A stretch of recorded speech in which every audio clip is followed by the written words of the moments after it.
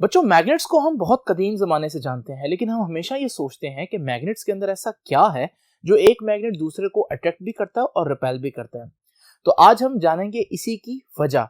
तो सबसे पहले तो मैं आप लोगों को ये बताता चलूं कि आज के आर्टिकल का नाम है मैग्नेटिक प्रॉपर्टीज ऑफ सॉलिड्स, यानी कि हम देखेंगे कि जो सॉलिड्स हैं उनमें से कुछ सॉलिड जो है वो मैग्नेट की तरह बिहेव करते हैं और कुछ नहीं करते। तो जो करते हैं उनके पीछे क्या वजह है और जो नहीं करते उनकी क्या वजह है।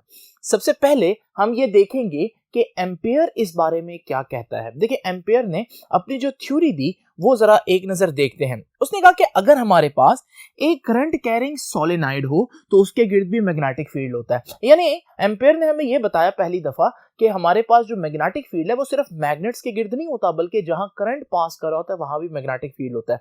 तो उसने मिसाल दी कि अगर हमारे पास एक करंट कैरिंग सोलेनाइड है तो उसके गिर्द एक मैग्नेटिक फील्ड बनता है, जो कि मैंने आप लोगों के सामने यहां पर बनाया। और फिर उसने कहा कि अगर मेरे पास एक बार मैग्नेट हो जो लेंथ में थोड़ा ज्यादा हो, जिसे हम लॉन्ग बार मैग्नेट कहते हैं, तो लॉन्ग बार मैग्नेट को अगर हम देखें तो उसके गिर्द जो मैग्नेटिक फील्ड बनता है वो तो बिल्कुल वैसा ही है जैसे करंट कैरिंग सोलेनाइड के गिर्द है। तो ये सिमिलैरिटी बड़ी अजीब थी और इंसान सोचेगा कि ये सिमिलैरिटी की वजह क्या हो सकती है कि एक लॉन्ग बार मैग्नेट यानी एक मैग्नेट के गिर्द जो मैग्नेटिक फील्ड है वो करंट की वजह से जो सोलेनाइड के अंदर मैग्नेटिक फील्ड बन रहा है सेम कैसे हो सकते हैं।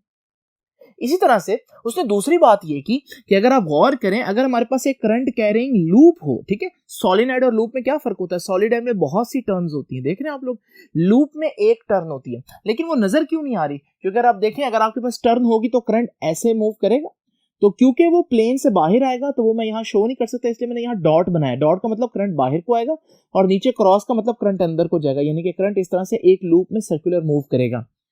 है तो करंट, तो उसके गिर्द मैग्नेटिक फील्ड तो होगा। तो करंट कैरिंग लूप यानी एक ऐसा लूप जिसमें से करंट पास कर रहा हो उसका मैग्नेटिक फील्ड कुछ इस तरह से दिखता है। एम्पेयर ने ये कहा कि अगर आपके पास एक मैग्नेट हो जो कि लेंथ में ज्यादा नहीं है, यानी शॉर्ट बार मैग्नेट हो, उसका मैग्नेटिक फील्ड बिल्कुल वैसा ही होता है जैसे करंट कैरिंग लूप का मैग्नेटिक फील्ड होता है। तो यहां से हमारे पास एम्पेयर ने बेसिकली पॉइंट मेक किया कि अगर हमारे पास करंट की वजह से बनने वाले मैग्नेटिक फील्ड जो हैं वो मैग्नेट के मैग्नेटिक फील्ड जैसा है, तो कहीं मैग्नेट के अंदर भी चार्जेस की मोशन तो नहीं है जिसकी वजह से ये वाला मैग्नेटिक फील्ड बन रहा है? क्योंकि यहां तो चार्जेस की मोशन है, यहां तो करंट है। तो यहां से उसने ये आइडिया दिया कि शायद मैग्नेट्स के गिर्द जो मैग्नेटिक फील्ड बनता है उसकी वजह अंदर कोई चार्जेस की मोशन है। ठीक है, तो ये बात देखते हैं जी एम्पियर्स का व्यू क्या है। Ampere observes that field of a long bar magnet is just like the field produced by current carrying solenoid. यानी लॉन्ग बार मैग्नेट का मैग्नेटिक फील्ड और करंट कैरिंग सोलेनाइड का मैग्नेटिक फील्ड बिल्कुल एक जैसा ही उसने ऑब्जर्व किया। And the field of a short bar magnet, यानी ये रिजेंबल्स, बिल्कुल एक जैसा लगता है, that of a single loop, current carrying loop के मैग्नेटिक फील्ड जैसा लगता है। This similarity between the field, ये जो फील्ड्स के दरमियान सिमिलैरिटी है, इसका फील्ड इस जैसा लगता है, इसका फील्ड जैसा लगता है। The similarity between the field produced by the magnets and current urges him to think, उसने इसको सोचने पर मजबूर किया that all magnetic effects may be due to circulating currents, यानी मूविंग चार्जेस। तो उसने कहा क्योंकि यहां मैग्नेटिक फील्ड जो है वो मूविंग चार्जेस की वजह से है, करंट की वजह से, तो शायद फिर मैग्नेट के अंदर भी कोई करंट्स है। और क्योंकि इसका मैग्नेटिक फील्ड करंट की वजह से, मूविंग चार्जेस की वजह से है, तो इससे मिलता जुलता फील्ड बन रहा है, तो शायद इसके अंदर भी हमारे पास मूविंग चार्जेस यानी कि करंट होंगे। तो ये एम्पेयर का व्यू था। ठीक है, तो एम्पेयर ने कहा कि मैग्नेट्स के अंदर कहीं सर्कुलेटिंग चार्जेस तो नहीं है, लेकिन एम्पेयर के व्यू को इतना ज्यादा एक्सेप्टेंस नहीं मिली। उसकी वजह क्या थी? This idea was not considered very seriously in Ampere's time. Ampere के वक्त में इस आइडिया को बहुत ज्यादा सीरियस नहीं लिया गया, because the structure of atom was not known. क्योंकि उस वक्त हमें ये नहीं मालूम था कि एटम के अंदर क्या होता है। अब तो पता है ना, इलेक्ट्रॉन्स होते हैं, न्यूक्लियस होता है, लेकिन उस वक्त नहीं पता था। Taking into consideration the internal structure of the atom, अगर अब हम जो इंटरनल स्ट्रक्चर जानते हैं कि अंदर न्यूक्लियस होता है, इलेक्ट्रॉन होते हैं, अगर अब हम उसको कंसीडर करें तो डिस्कवर्ड ये हुआ है, discovered there after the Ampere's view appears to be basically correct. यानी आज हम अगर देखें, जब हम एटम का स्ट्रक्चर जानते हैं कि एटम के अंदर इलेक्ट्रॉन होता है और न्यूक्लियस होता है, तो आज हम ये कह सकते हैं कि वाकई एम्पेयर ने वो बात बिल्कुल ठीक की थी। एम्पेयर के वक्त में उसकी बात को ठीक नहीं माना गया, इतना ज्यादा उसको एक्सेप्टेंस नहीं मिली, क्योंकि उस जमाने में अगर हम देखें तो हमारे पास एटम का जो स्ट्रक्चर था वो डिस्कवर नहीं हुआ था। तो अब ये तो हो गया एम्पेयर का व्यू। अब हम देखते हैं कि मॉडर्न व्यू इस बारे में क्या कहता है कि अगर एक मटेरियल मैग्नेटिक फील्ड प्रोड्यूस कर रहा है या मैग्नेट की तरह बिहेव कर रहा है, तो एटॉमिक लेवल पर उसकी रीजन क्या है, कौन है उस मटेरियल के अंदर जो उसके मैग्नेटिक इफेक्ट्स की वजह बन रहा है। तो चलते हैं नेक्स्ट बोर्ड पर, देखते हैं मॉडर्न व्यू क्या कहते हैं इस बारे में।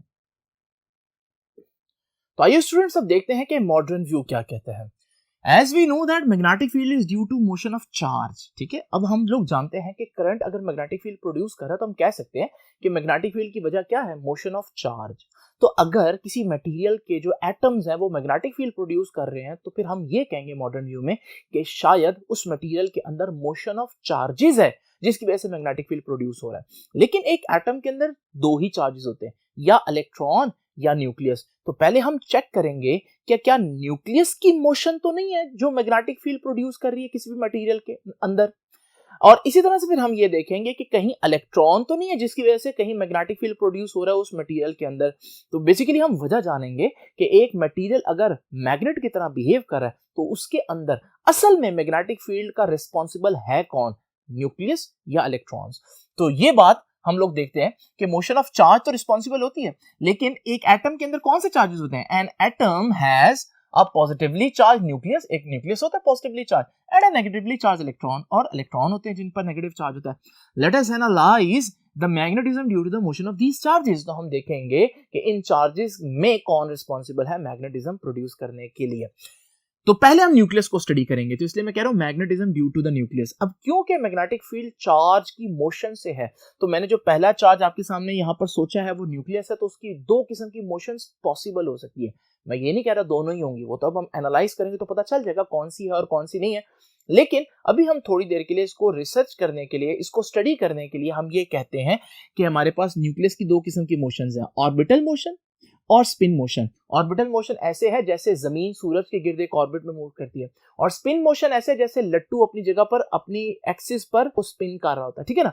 तो इसी तरह से यहाँ पर हम देखते हैं ऑर्बिटल मोशन ऑफ न्यूक्लियस। हम क्योंकि फिजिक्स ऑफ सॉलिड्स पढ़ रहे हैं और सॉलिड में आप लोग जानते हैं कि एटम एक दूसरे के साथ इतने टाइटली पैक्ड होते हैं कि एक एटम अपनी जगह से ज्यादा मूव नहीं कर सकता। तो न्यूक्लियस का ऑर्बिट में मूव करना तो किसी तो और मुमकिन ही नहीं हो सकता, और जब वो किसी ऑर्बिट में मूव नहीं कर सकते तो हम कहेंगे कि भाई मैग्नेटिज्म उसकी ऑर्बिटल मोशन की वजह से तो हो ही नहीं सकता, क्योंकि ऑर्बिटल मोशन सिरे से है ही नहीं, ठीक है। तो as in solids atoms are tightly packed and nucleus can not have orbital motion. Nucleus जो है वो इस तरह से ऑर्बिट में मूव कर ही नहीं सकता। So there is no magnetic field associated with the orbital motion of the nucleus, ठीक है। तो कोई मैग्नेटिक फील्ड नहीं है न्यूक्लियस की ऑर्बिटल मोशन की वजह से। अब बाकी बात रहेगी न्यूक्लियस की ये वाली स्पिन मोशन, जैसे लट्टू अपने एक्सिस पर स्पिन करता है। तो याद रखिएगा न्यूक्लियस अपने एक्सिस पर स्पिन कर सकता है, क्योंकि उसके लिए अपनी जगह छोड़कर आगे पीछे मूव तो नहीं करना पड़ता, वो तो जस्ट अपने एक्सिस पर स्पिन करना होता है, तो न्यूक्लियस स्पिन कर सकता है। लेकिन हमने ये देखा कि न्यूक्लियस की स्पिन इतनी कम है कि उसकी वजह से जो मैग्नेटिक फील्ड प्रोड्यूस होता है थोड़ा सा, वो इतना कम है कि हम उसको निगलेक्ट कर सकते हैं, ना होने के बराबर है, ठीक है। तो पहली वाली मोशन तो थी नहीं ना, लेकिन दूसरी वाली मोशन होती है, लेकिन उसकी वजह से जो मैग्नेटिक फील्ड बनता है वो इतना वीक होता है कि हम उसको निगलेक्ट कर देंगे, ठीक है। The charged nucleus itself spins giving rise to a magnetic field. जो चार्ज न्यूक्लियस है वो भी स्पिन करता है और उसकी वजह से एक मैग्नेटिक फील्ड बनता है।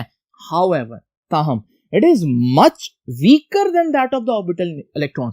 लेकिन इलेक्ट्रॉन के मुकाबले में अगर उस मैग्नेटिक फील्ड को कंपेयर करें तो वो इतना कम है कि हम उसको थोड़ी देर के लिए इग्नोर कर देते हैं। So magnetic field due to spin motion of nucleus can be neglected. तो देखिए हुआ क्या, न्यूक्लियस को स्टडी कर रहे थे, हमने न्यूक्लियस की दो मोशन अज्यूम की, ऑर्बिटल और स्पिन मोशन। ऑर्बिटल सिरे से थी नहीं, कोई मैग्नेटिक फील्ड प्रोड्यूस ही ना। स्पिन मोशन थी, लेकिन उसकी वजह से मैग्नेटिक फील्ड था वो इतना वीक था कि उसको हमने निगलेक्ट कर दिया। तो एक मैग्नेटिक फील्ड है ही नहीं, एक को हमने निगलेक्ट कर दिया, तो रिजल्ट क्या निकला? रिजल्ट ये निकला कि न्यूक्लियस का मैग्नेटिक फील्ड में किसी किस्म का कोई कंट्रीब्यूशन बनता ही नहीं। यानी एक मैग्नेट अगर अपने गिर्द मैग्नेटिक फील्ड रखता है तो उसकी रीजन उसके अंदर मौजूद न्यूक्लियस नहीं हो सकता। Got it? तो ये देखिए जी, मैंने रिजल्ट लिख लिया। As a whole we can say that nucleus have no significant contribution, कोई खास कंट्रीब्यूशन नहीं है in the magnetic field of an atom. तो हमारे पास जो एटम के गिर्द मैग्नेटिक फील्ड होता है, यानी जो मैग्नेट्स होते हैं ना, वो मैग्नेट जो मैग्नेटिक फील्ड प्रोड्यूस कर रहे हैं उसकी रीजन न्यूक्लियस नहीं है। तो एटम के अंदर दो हमारे पास चार्जेस मौजूद थे, एक न्यूक्लियस और एक electron. Nucleus is not taking any part in producing the magnetic field of the magnet. तो फिर मैग्नेटिक फील्ड जो मैग्नेट प्रोड्यूस कर रहा है उसकी वजह कौन होगा? तो बाकी इलेक्ट्रॉन बचता है। तो नेक्स्ट बोर्ड पे अब हम देखते हैं कि क्या इलेक्ट्रॉन रिस्पॉन्सिबल है मैग्नेट के मैग्नेटिक फील्ड में। तो आइए जरा चलते हैं नेक्स्ट बोर्ड पर और देखते हैं, इसको एनालाइज करते हैं। तो स्टूडेंट्स अब हम देखते हैं कि मैग्नेटिज्म में इलेक्ट्रॉन का कितना रोल है। तो अब हमारे पास हम यहाँ पर हेडिंग देते हैं कि मैग्नेटिज्म ड्यू टू इलेक्ट्रॉन। आइए हम इलेक्ट्रॉन में भी वही बातें अज्यूम करते हैं कि हो सकता है इलेक्ट्रॉन जो है वो अर्थ की तरह, जैसे अर्थ सन के ऑर्बिट में मूव करता है, इलेक्ट्रॉन न्यूक्लियस की ऑर्बिट में मूव कर रहा होगा, तो ऑर्बिटल मोशन कितना मैग्नेटिक फील्ड प्रोड्यूस करती है। और फिर हम ये देखते हैं कि इलेक्ट्रॉन अगर स्पिन कर रहा है तो वो कितना मैग्नेटिक फील्ड प्रोड्यूस कर रहा है। ठीक है, तो magnetism due to an electron within an atom can arise from two motions, एक तो ऑर्बिटल मोशन और एक spin motion. Each electron orbiting the nucleus behaves like an atomic size loop of current। अगर ये मेरे पास nucleus है और उस न्यूक्लियस के गिर्द एक इलेक्ट्रॉन जो है वो इस तरह से मूव कर रहा है ऑर्बिट में, तो ये तो आपके पास वो करंट लूप ना बन गया जिसमें इलेक्ट्रॉन्स मूव कर रहे हैं।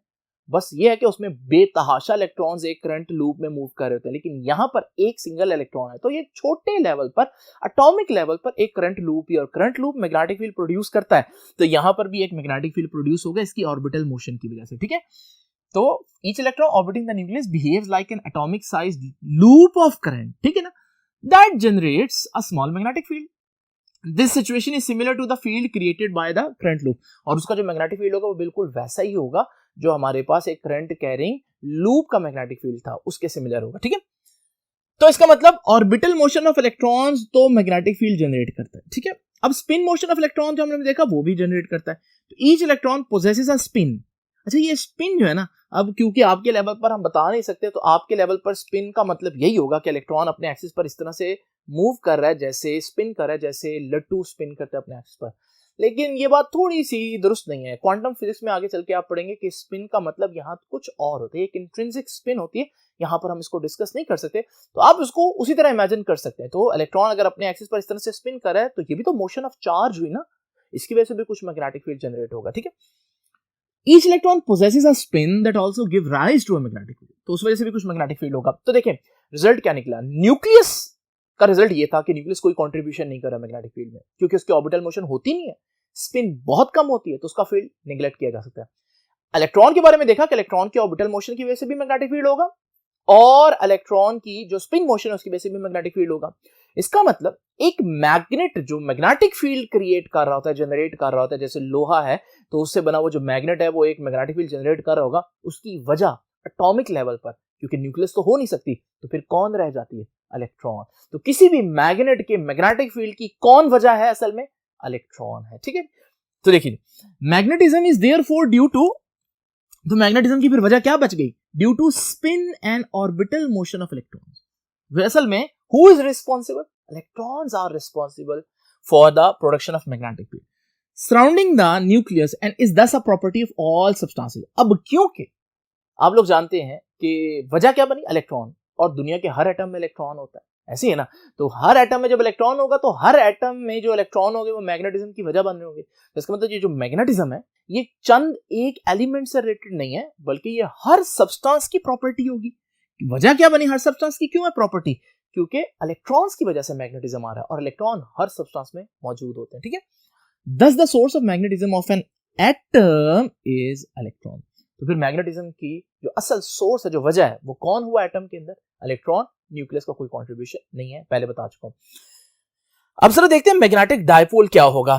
तो मैंने आपको बताया कि हर जगह पर हमारे पास इलेक्ट्रॉन्स तो मौजूद होंगे हर एटम में, और इलेक्ट्रॉन जो है ऑर्बिटल मोशन से भी मैग्नेटिक फील्ड जनरेट कर रहे होंगे और स्पिन मोशन से भी मैग्नेटिक फील्ड जनरेट कर रहे होंगे। लेकिन ऐसा क्यों है कि अगर हर जगह पर इलेक्ट्रॉन मौजूद है और हर इलेक्ट्रॉन मैग्नेटिक फील्ड जनरेट कर रहा है दो तरीके से, तो कुछ चीजें हम देखते हैं मैग्नेट्स होती हैं, कुछ चीजें मैग्नेट्स नहीं होती। तो फिर ये क्या वजह हुई, उसकी वजह यह है कि इलेक्ट्रॉन दो तरह से, जो हमारे पास मैग्नेटिक इलेक्ट्रॉन दो तरह से मैग्नेटिक फील्ड जनरेट कर रहा है, स्पिन और ऑर्बिटल मोशन से।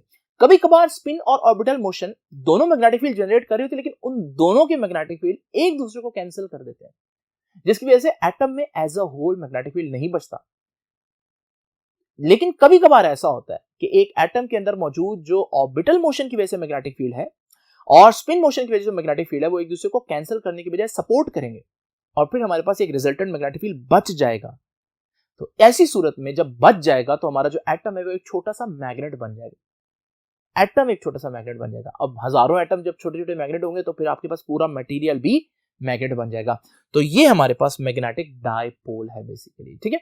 तो देखिए जी, the net magnetic field created by the electrons within an atom, यानी कितना टोटल मैग्नेटिक फील्ड आएगा, नेट मैग्नेटिक फील्ड किसके बराबर है, is due to the combined field created by their orbital and spin motion. वो depend करता है कि ऑर्बिटल और स्पिन मोशन जो अलग-अलग मैग्नेटिक फील्ड जनरेट करें, उनका कुल मिलाकर इफेक्ट क्या आ रहा है, क्या वो कैंसिल कर रहे हैं या वो एक दूसरे को सपोर्ट कर रहे हैं, ठीक है।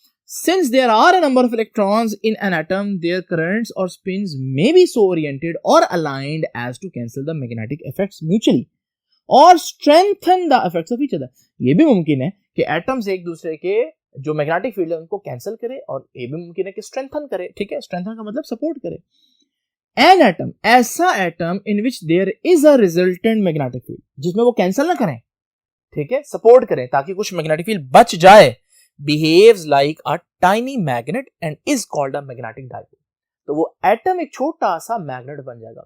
और जब एटम एक छोटा सा मैग्नेट बन गया तो आप देखते हैं कि एटम में अगर एक तरफ नॉर्थ बनेगा तो फिर दूसरी तरफ ऑटोमेटिकली साउथ भी बन जाएगा, ठीक है। यानी ये आपका एटम है जो एक छोटा सा मैग्नेट बन रहा होगा। ये मैग्नेटिक फील्ड जो मैंने पहले आप लोगों के सामने बनाया था वो अब एक एटम के गिर्द असल में मौजूद है, ठीक है।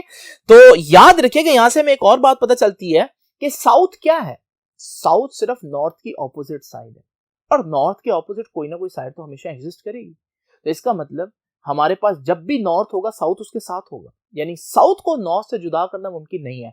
आइसोलेटेड नॉर्थ, यानी एक ऐसी चीज बनाओ जिसमें सिर्फ नॉर्थ हो, ये मुमकिन ही नहीं। ये एक ऐसी चीज बनाए जिसमें सिर्फ साउथ हो, ये मुमकिन नहीं है। नॉर्थ हमेशा साउथ के साथ एग्जिस्ट करेगा, ठीक है। तो कंक्लूजन क्या निकला, accepting this view of magnetism, अगर इस मैग्नेटिज्म के व्यू को हम देखें, it is concluded that it is impossible to obtain an isolated north pole. तो आइसोलेटेड नॉर्थ पोल, अकेला नॉर्थ पोल हो सिर्फ, ये मुमकिन नहीं है। The north pole is merely one side of a current loop. तो अगर हमारे पास हम देखें मैग्नेटिज्म किस वजह से आ रहा है, मैग्नेटिज्म इलेक्ट्रॉन की ऑर्बिटल मोशन से आ रहा है, ठीक है, तो करंट लूप की वजह से आ रहा है। तो अगर उसके एक तरफ नॉर्थ बनता है तो दूसरी साइड ऑटोमेटिकली साउथ हो जाएगी, ठीक है। तो north pole is merely one side of current loop, the other side will always be present as a south pole. तो एक साइड अगर नॉर्थ है तो दूसरी ऑटोमेटिकली साउथ हो जाएगी। And these can not be separated, इनको अलग नहीं किया जा सकता। This is an experimental reality, और एक्सपेरिमेंट्स के जरिए हमने बार बार ऐसा चेक किया और हर दफा हमने देखा कि साउथ और नॉर्थ एक दूसरे के बगैर अलग नहीं रह सकते। जहां साउथ होगा वहां नॉर्थ होगा, जहां नॉर्थ होगा वहां साउथ होगा। इसी लेक्चर के नेक्स्ट पार्ट में हम देखेंगे कि हमारे पास मैग्नेटिज्म के लिहाज से हम सॉलिड की कितनी कैटेगरीज कर सकते हैं, पैरामैग्नेटिज्म क्या होता है, डायमैग्नेटिज्म क्या होता है, और फेरोमैग्नेटिज्म क्या होता है। तो ये हम जानेंगे इसी लेक्चर के नेक्स्ट पार्ट में। आपसे अब इंशाल्लाह मुलाकात होगी नेक्स्ट लेक्चर में। तब तक के लिए अल्लाह हाफिज।